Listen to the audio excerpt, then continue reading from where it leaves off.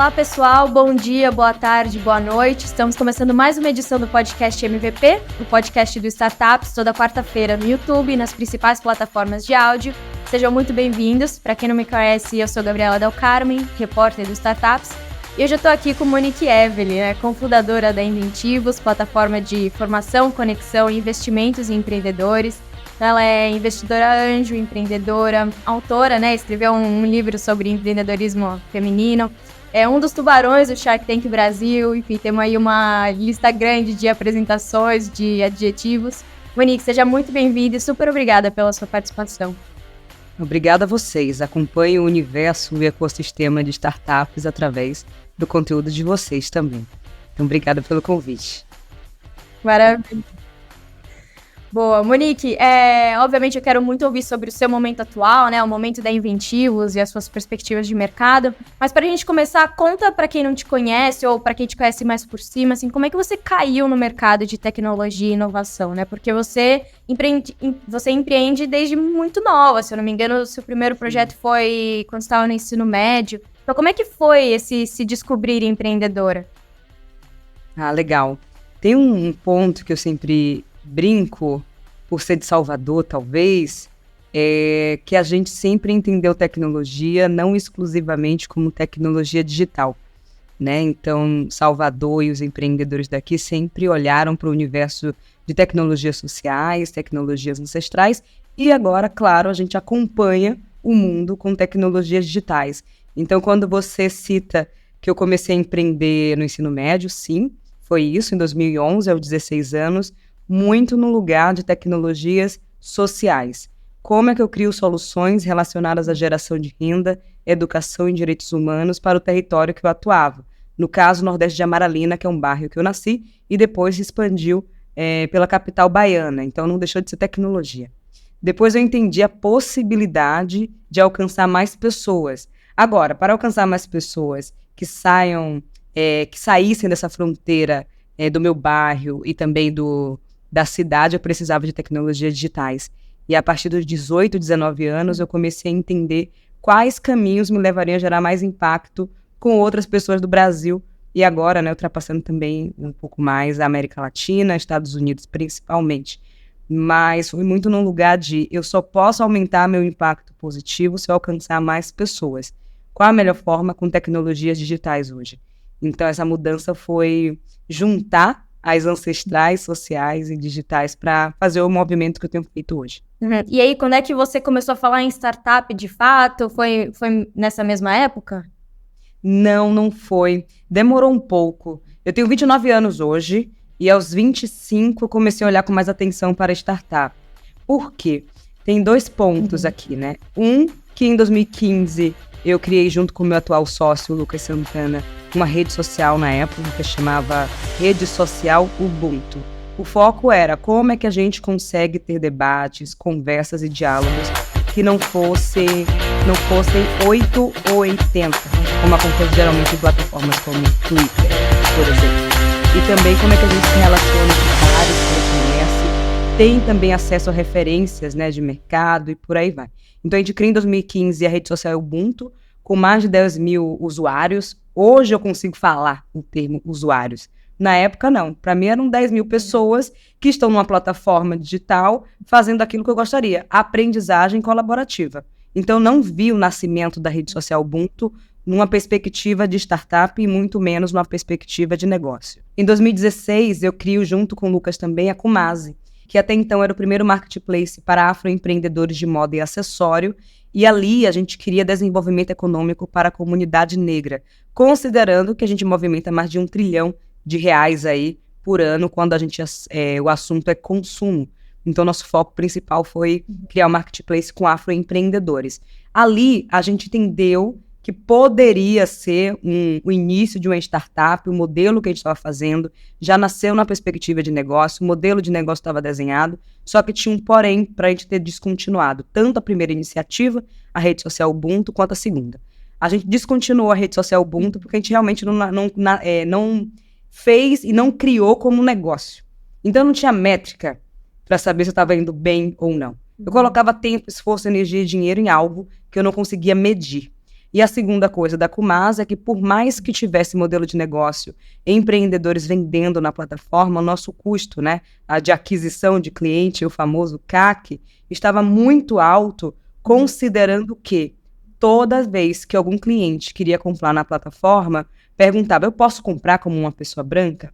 E no final do dia podia comprar. Todas as pessoas poderiam comprar dos afroempreendedores. A diferença é, quem vendia precisava ser declarado, autodeclarado, uma pessoa preta ou uma pessoa parda. Então, pessoas negras. Então, de tanto ter que explicar o porquê da plataforma, a gente não conseguiu lidar com o negócio naquele momento e preferimos descontinuar. Então, ali em 2016, foi quando a chave virou para o ecossistema de startup, ainda assim focado na comunidade negra, continuo fazendo isso, e agora com outras estratégias mais focadas em investimento mesmo. Uhum.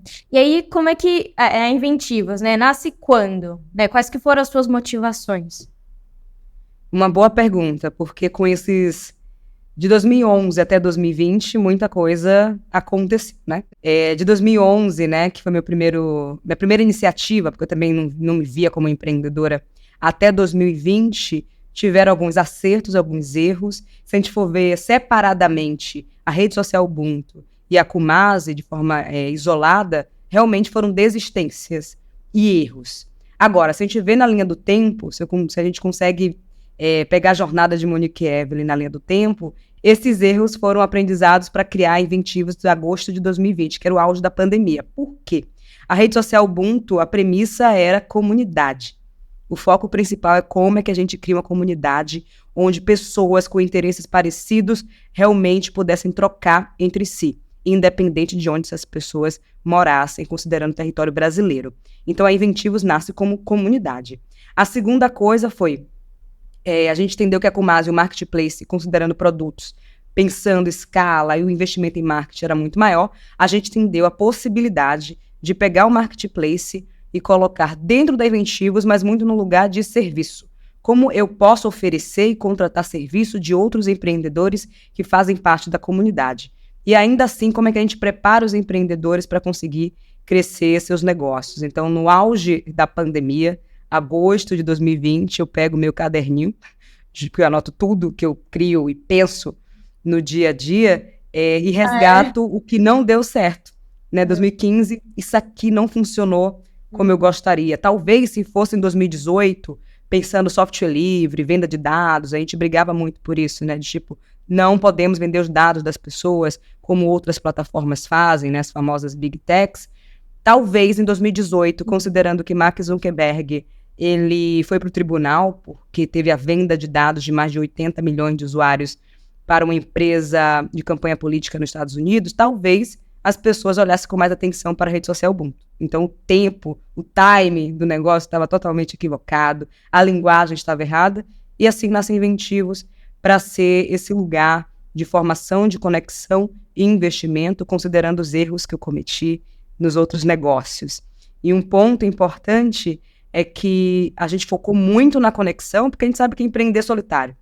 Eu não tive ajuda no início, eu não sabia nem o que procurar, porque como eu não sabia os termos, o que significava determinado assunto, eu não sabia nem o que buscar no meu buscador favorito na internet para conseguir aprofundar sobre determinado assunto. Então, a conexão sempre foi um pilar muito importante na Inventivos. E, paralelo a isso, tem o ponto de formação. A gente não aprende a empreender na escola ou na faculdade. A gente aprende a empreender fazendo. Então, como é que a gente motiva as pessoas a darem os próximos passos e, muitas vezes, o primeiro passo, né? Porque, no final do dia, a gente tem medo de errar, aí a gente deixa de fazer, e quando faz, a gente tem medo de crescer, minto. Quando faz, a gente tem medo de dar certo. E quando dá certo, a gente tem medo de crescer. Então, a Inventivos vem muito nesse lugar, assim, de ser o suporte para os empreendedores e ter soluções de negócio, tudo em um único lugar, né? Ferramentas, possibilidades de investimento, conexões e assim por diante. E aí, em maio do ano passado, né, acho que foi a última vez que a gente conversou, a Inventivos criou a Inventivos Angels, né, a rede de investidores anjos, com foco justamente em investir em negócios plurais em todo o Brasil. Por que você considerou importante, né, abrir esse outro braço da Inventivos? Porque vocês já estavam formando os empreendedores, né, capacitando. Qual foi realmente a relevância de criar não sei se criar um novo olhar, mas de realmente endereçar esse olhar agora voltado para os investimentos? Legal. Tem uma coisa que a gente teve um case interno de um empreendedor que entrou com uma ideia, conseguiu formatar e conseguiu investimento. Então, a gente viu passo a passo, né? Formou, se conectou com os outros empreendedores, se conectou com o mercado, se conectou com outros investidores e aí conseguiu, finalmente, o esperado investimento. Eu falei de um caso aqui, mas acontece agora na Inventiva de forma recorrente e a gente entendeu por que não a gente fazer o próprio investimento, sendo que se a gente fala que somos uma plataforma de soluções para negócios, investimento faz parte disso. E na nossa linha do tempo e a previsão para ter o pilar de investimento, a gente pensou em 2030, considerando que 2030 é o que a ONU, né, a Organização das Nações Unidas, colocou para a gente alcançar os objetivos do desenvolvimento sustentável. 2030, Agenda 2030. Então a gente falou, vamos entender o fluxo de empreendedores que acessam hoje a Inventivos e ver se até 2030 esses empreendedores também conseguiram cumprir algumas metas das ODSs.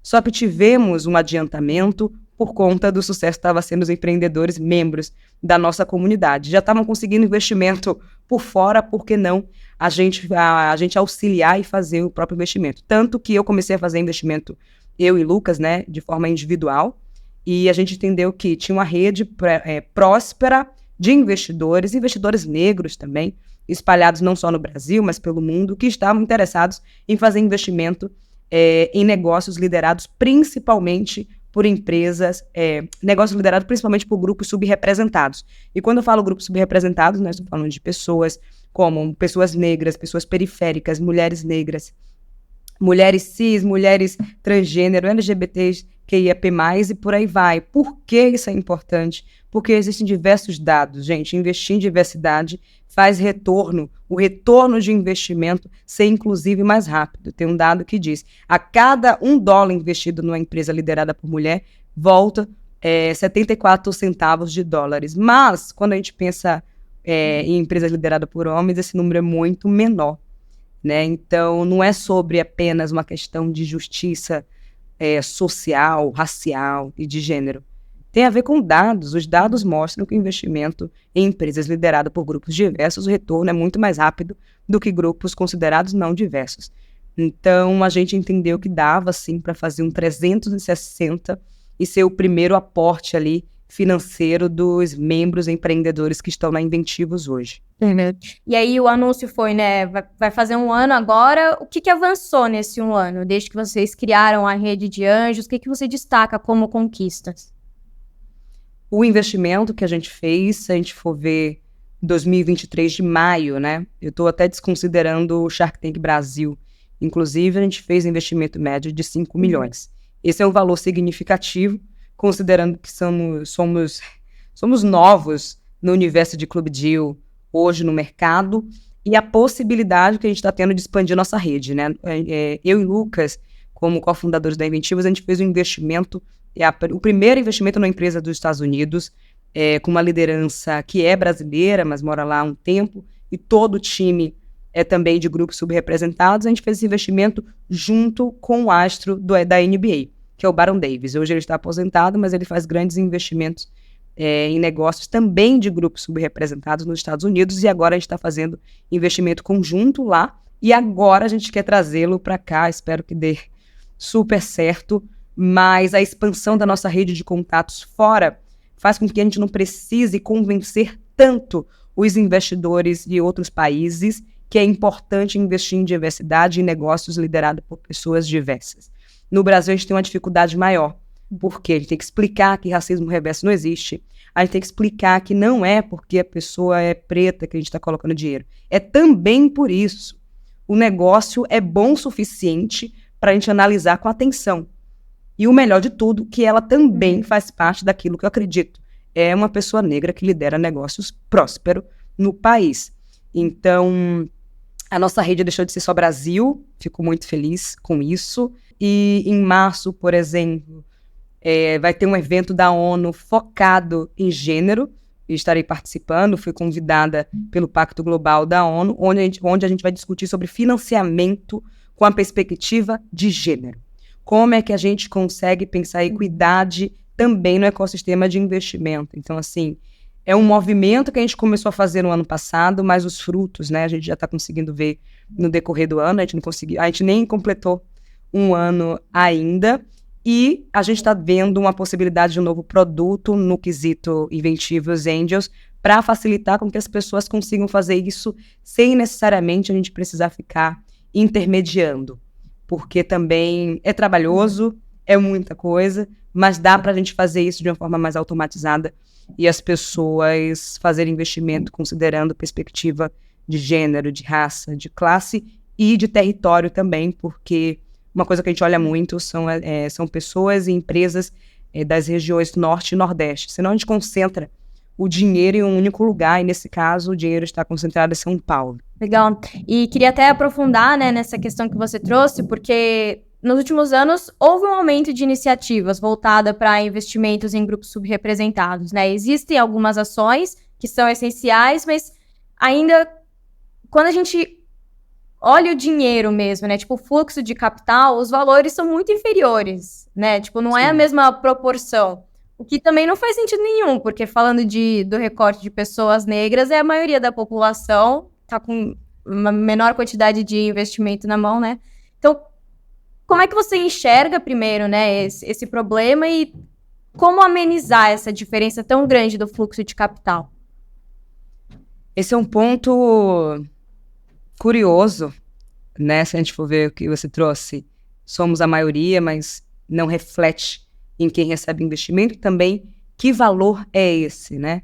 A gente fala de investir em pessoas pretas e quer colocar 5 mil reais ao invés de 5 milhões, temos uma questão aí. Eu sinto, considerando até as empresas que chegam com muita frequência pedindo investimento e tudo mais, que infelizmente, por uma questão de estrutura mesmo, não temos preparo para receber investimento. Porque não é uma conversa comum no dia a dia de empreendedores dos grupos subrepresentados. Porque está tão distante da realidade, não sabe nem como é que eu acesso investidores. Como é que eu acesso outras possibilidades de investimento sem ser fundos VCs, sem ser investidores anjos? Tem. Como é que faz isso? Então, esse conhecimento prévio faz com que dificulte qualquer possibilidade mesmo de cheque final.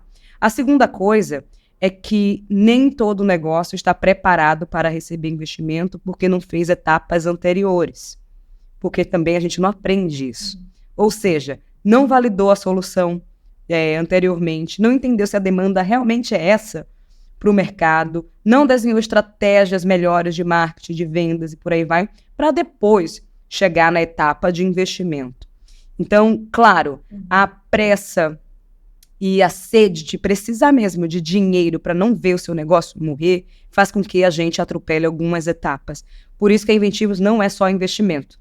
Por isso que a gente faz formação. A gente quer que a empresa chegue preparada no momento do cheque. Porque quando a gente recebe dinheiro antes de estar preparado para isso, a empresa pode quebrar. O que mais recebo são pedidos assim: Monique, eu preciso crescer meu negócio. Eu preciso crescer minha empresa. Aí eu crescer como e para quê e para onde? Assim, o que é que você quer realmente quando você fala quero crescer minha empresa? A pessoa não sabe dizer. Então temos um problema aí. Porque se eu coloco, ajudo a pessoa, ajudo a empresa a sair de 10 clientes por dia para 1.000 clientes por dia, provavelmente essa empresa vai quebrar. Porque não está preparada, porque não conseguiu nem me responder para onde seria isso. Então isso faz com que os negócios liderados por grupos subrepresentados sejam mais fragilizados, porque a gente não tem esse conhecimento prévio. Por isso que por mais que as pessoas falem, eu já me formei, eu já sei isso, já sei aquilo, cuidado com essa frase. Eu mesmo, não é porque eu invisto que eu não estou aprendendo e estudando o tempo todo para continuar fazendo bem o que eu faço. É uma preocupação, porque existe um perfil hoje de empreendedores que eu tomo muito cuidado, que é esse perfil, né? Já tem graduação, já tem ensino superior, em alguma área específica e muitas vezes a área que atua no próprio negócio e acredita que quando faz alguma formação, alguma aceleração, participa de algum evento, já sabe aquilo. Só que saber não significa saber fazer. E isso faz com que o negócio quebre também. Ou então fique estagnado. Você realmente acredita que um faturamento de 10 mil por mês é o suficiente porque você conseguiu mostrar que validou. Não necessariamente. Se o seu mercado é muito maior do que 10 mil reais por mês na sua receita, temos um problema aí, porque está 3 anos sem sair do lugar. Então, precisamos resolver. Mas esse perfil de empreendedor não consegue visualizar isso desse jeito. Acha que quando investidores ou outras pessoas que querem auxiliar, dando feedbacks como esse, não conseguem visualizar a potência do negócio. E isso começa uma crise. A pessoa não coloca em prática, continua dizendo que sabe, o investimento não chega e não consegue fazer autocrítica. Sempre é o olhar externo que não consegue ver potencialidade naquilo. Então, também é uma preocupação que eu tenho, e isso vale não só para grupos subrepresentados. Todas as pessoas passaram por isso, passam por isso, ou conhecem alguém que tem esse perfil empreendedor de já sei, mas não significa que sabe fazer. Senão, não estaria precisando de ajuda, de investimento e por aí vai. Até porque o melhor dinheiro, literalmente, o melhor dinheiro é do cliente. Agora, o investimento vem para impulsionar 100 vezes mais aquilo que você faz bem, né? Então, é um quebra-cabeça, né, esse universo. E acho que um ponto que até tem sido falado, né, nesses últimos 2 anos, mas eu pessoalmente acho que foi falado pouco ainda, tem se falado muito da escassez, né, do investimento, assim, do inverno, do venture capital, Sim. enfim, a diminuição e reajustes, mas não tem se falado, acho que o suficiente de como isso impacta grupos subrepresentados, né, que é um grupo que já tem menos investimentos disponíveis, já recebe menos, e a hora que tem uma diminuição de capital geral no ecossistema, acaba sendo mais impactado também, né? Você enxerga isso e como é que tá sendo esse momento? Eu enxergo do mesmo jeito, assim, que você trouxe, porque os números do investimento em grupos subrepresentados, quando eu fiz o paralelo, né, de 5 mil e 5 milhões, geralmente é nessa faixa mesmo. Acreditam que colocar 5 mil, 10 mil já é suficiente. Não é. Não dá para fazer milagre. Não espere também que o empreendedor faça milagre com 5 mil reais. Sempre tem que ser na escassez da escassez. A gente já passa isso na vida, não precisa necessariamente passar isso nos negócios, sendo que tem suporte para isso. Agora tem uma coisa, a escassez no mundo dos investimentos começou a ocorrer porque os investidores finalmente entenderam que não dá para colocar todo o recurso em um único perfil de negócio, em um único perfil de empreendedor. Porque foi isso que aconteceu. Nem tudo é fintech, gente. Sabe? Nem tudo é fintech. Não dá para todo o fundo, o dinheiro todo de um fundo ser direcionado para um único perfil. E o perfil de empreendedor sempre é o mesmo. Pessoas que prometeram crescimento expressivo a curto prazo de tempo não conseguiu entregar. Então a gente colocou e apostou dinheiro nisso, numa falácia. Eu brinco, né, que os unicórnios são as falácias do século XXI do universo de startups.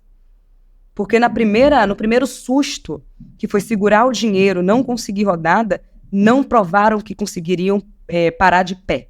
As empresas começaram a fazer layoff. Não consigo ficar de pé, não consigo ter lucro, não consigo nada. Ao mesmo tempo que, se a gente for ver empresas lideradas por pessoas negras, por mulheres, geralmente estão resolvendo dores reais, porque esses fundadores, essas fundadoras passam por isso. Então a dor existe. Não é imaginário, hoje eu acordei e acho que é assim a vida. Não, a dor existe. Porque são pessoas, fundadores e fundadoras que passam todo dia por isso e tem um público muito maior passando pela mesma dor. Esse é um ponto. Agora, a gente quer, de alguma forma, eu não estou nem assim, gente, pelo amor de Deus, vamos investir em pessoas negras, mulheres. Não. A gente quer testar a possibilidade de fazer investimento de forma diferente. Porque mesmo com escassez, talvez os investidores e esse ecossistema brasileiro não queira. é uma questão de escolha. Eu faço investimento de forma prioritária em grupos subrepresentados. Tem pessoas que não fazem parte e tá tudo bem. Mas a primeira coisa que eu olho é o negócio. Não é a pessoa pela pessoa. Eu quero ver se a pessoa entende muito bem do negócio que ela tá me mostrando. Claro. E às vezes o negócio não vai bem, mas a pessoa, o empreendedor, a empreendedora é tão incrível, sagaz, que pode construir uma outra coisa muito genial logo mais. Só que a periferia não tem dinheiro nem para errar, entende? E essa escassez de investimento mostra isso. Determinadas empresas conseguiram rodadas gigantescas de investimentos, enquanto outros grupos não tiveram dinheiro nem para errar, porque essas empresas que conseguiram dinheiro erraram. Também foi um teste. Nunca se provou até o momento que elas conseguem ter lucro, que elas conseguem parar de pé, que o modelo de negócio é viável. E o dinheiro continuou entrando, apesar de não conseguir provar. Agora, será que a gente quer fazer algum teste viável a ponto de fazer a periferia ter dinheiro para errar? A ponto de confiar em mulheres para ter dinheiro e caso ela erre, tá tudo bem? Porque a dúvida sempre é: Monique, eu não posso colocar dinheiro nessa empresa porque eu estou com medo de não ter retorno de investimento. Aí eu sempre digo, mas você não pensou 2 vezes para colocar dinheiro na empresa, no PPT, que não provou nem argumento que consegue colocar a empresa e a solução de pé. Então, eu acho que estamos vivendo esse momento. Espero que os investidores tenham um olhar mais atento para isso, mas alguns grupos têm dinheiro para errar e outros não têm nem essa possibilidade. E quando tem, os investidores pressionam tanto que tem medo de fazer qualquer passo e dar muito errado, porque a vida daquela pessoa depende disso. Diferente de outros perfis que têm o privilégio de errar, pedir desculpas, voltar, demitir, conseguir novas rodadas e assim por diante. Uhum. E em um momento da sua fala, você comentou de diversidade também regional, né? De território mesmo, não é só gênero, não é só raça. E você, como baiana, né? Você tá em Salvador ainda? Você mora em Salvador? Tô, graças a Deus, tô em Salvador. E como é que você enxerga o ecossistema de tecnologia e startups aí na região? Tanto em oportunidades quanto em desafios. Olha, o ecossistema de Salvador tem evoluído, até porque os dados são promissores, né? Eu vou fazer só um recorte aqui simples de consumo. Se a gente for ver, Salvador é a 5ª cidade brasileira com maior potencial de consumo, representando aí 100 bilhões, sabe? Se a gente for ver, a economia criativa representa 8 bilhões no território baiano, no estado da Bahia, e por aí vai. São dados que fazem com que a gente se anime um pouco mais e crie soluções viáveis para isso. Agora, se a gente for ver de 2011 para cá, existe nitidamente evoluções e negócios prósperos aqui na cidade. Estou falando da Sanar, que é da área de saúde, estou falando da Agilize, que foi inclusive uma das primeiras, e arrisco a dizer que foi a primeira empresa de contabilidade online no Brasil, tem mais de 20 mil hoje clientes na plataforma e o número só cresce. Temos a Afro Saúde, que são profissionais negros da área de saúde para todo o público, Dr. Map também, enfim. Temos exemplos de empresas em tecnologia que têm conseguido aí ultrapassar Salvador, porque por muito tempo olharam para as startups nesse lugar. Não, mas é regional. Gente, mas startup e empresa de base tecnológica pressupõe que vai alcançar mais gente. Não é só Salvador. Né? Então as pessoas ficavam com esse olhar, não, mas é de Salvador. Sim, é de Salvador, começou em Salvador, assim como uma determinada empresa começou em São Paulo, mas atende o Brasil todo, atende o mundo todo e por aí vai. Então eu sinto que as empresas estão surgindo com muito mais agilidade. Pelo momento que a gente está vivendo, a gente está falando com muito mais facilidade também sobre negócios, tecnologia, investimento. Temos hubs aqui, antes a gente não tinha nenhum. Depois surgiu o Hub Salvador, agora temos o Colabore, que é com foco em negócios de impacto, agora temos a Doca1, que é com foco em economia criativa. Então, estão surgindo equipamentos viáveis para os empreendedores locais, o que eu acho maravilhoso.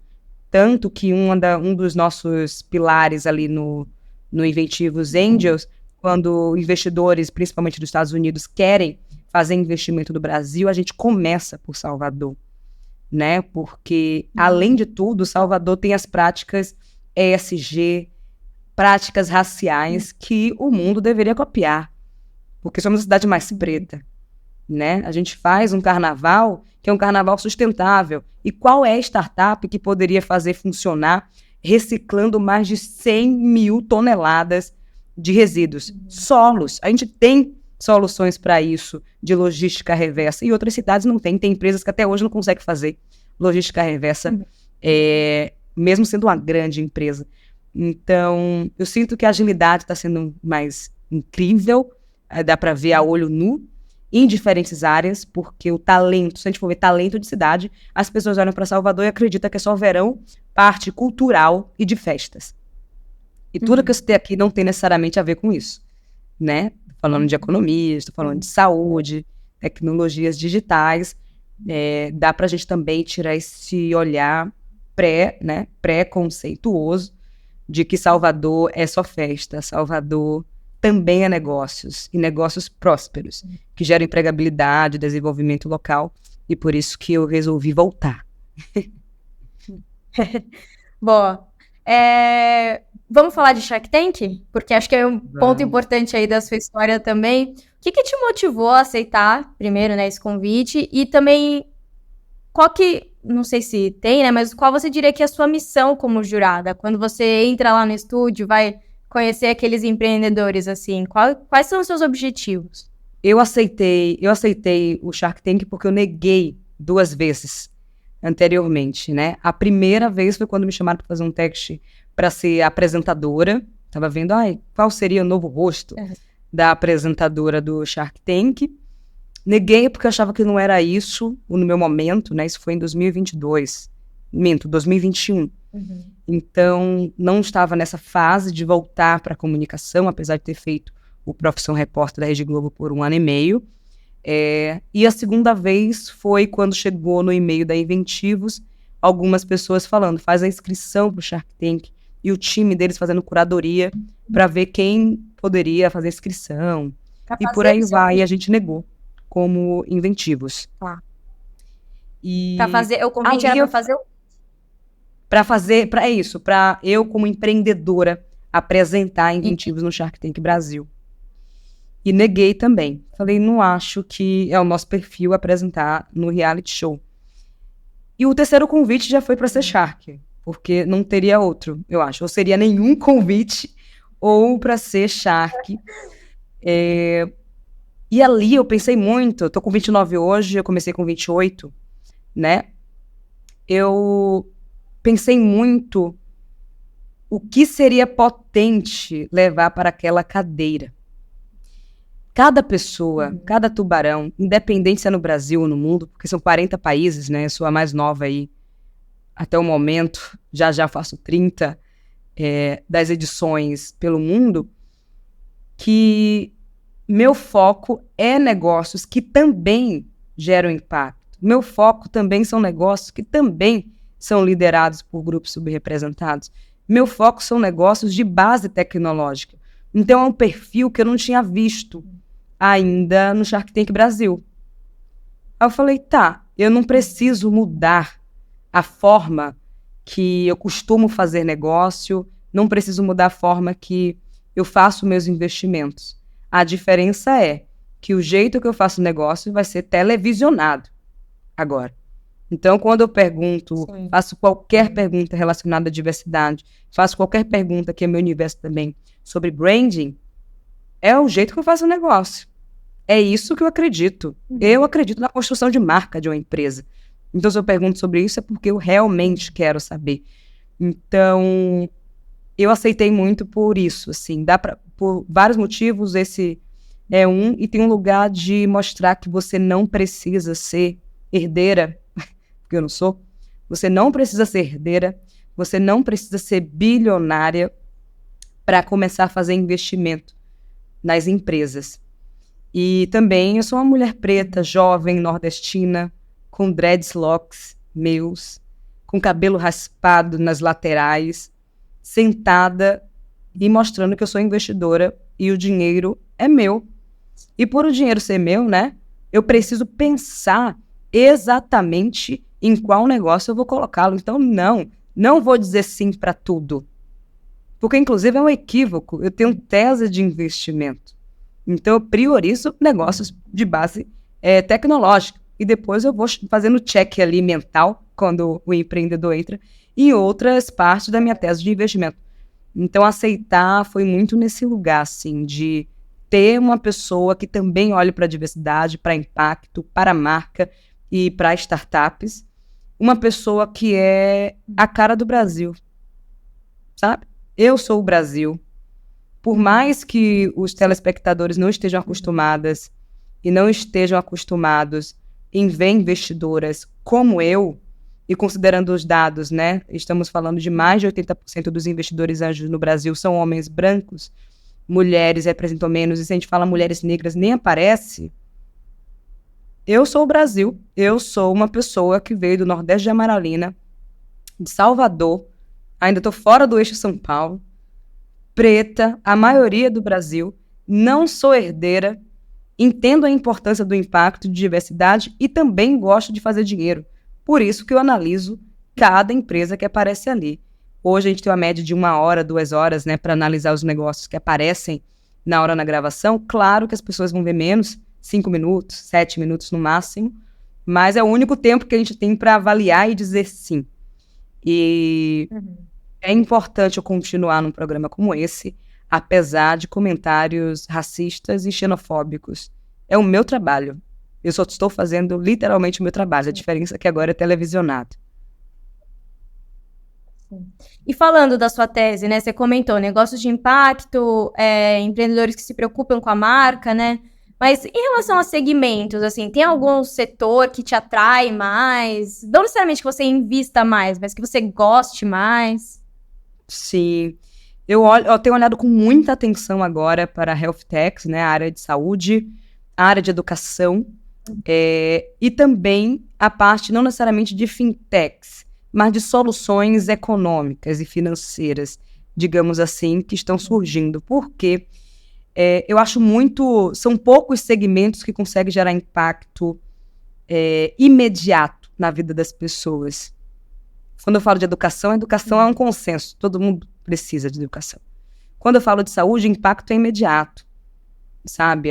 Temos recessão na economia, mas as pessoas precisam de educação, as pessoas precisam de saúde ainda assim. Quando a gente pensa no ecossistema do Brasil, onde as pessoas estão endividadas, precisamos de soluções que não gerem mais endividamento.